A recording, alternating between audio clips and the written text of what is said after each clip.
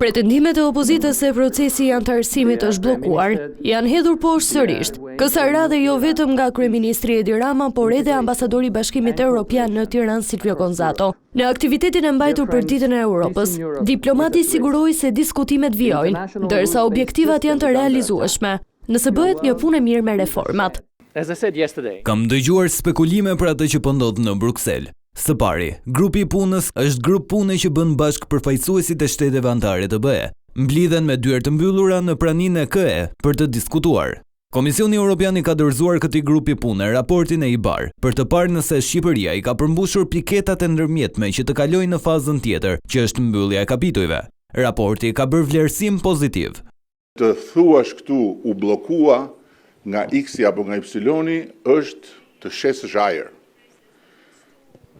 Dhe kush beson se ajri blihet, e blen.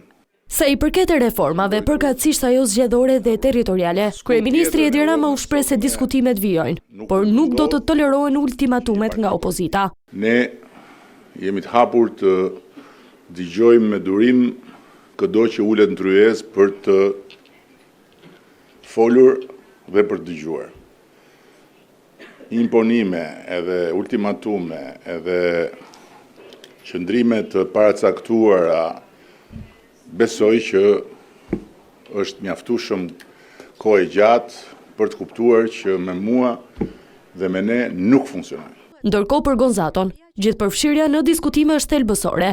Pluralizmi demokratik është i rëndësishëm dhe reforma territoriale administrative. Shqipëria duhet të ketë një administratë vendore që të përfitojë nga antarësimi i saj në BE. Të gjitha programet që ka BE kanë të bëjnë me qeverisjen vendore dhe rajonale. Ambasadori i Bashkimit Evropian u shpreh se Shqipëria si një vend kandidat për t'u antarësuar në Union, po investon në një të ardhme më të sigurt dhe të bashkuar.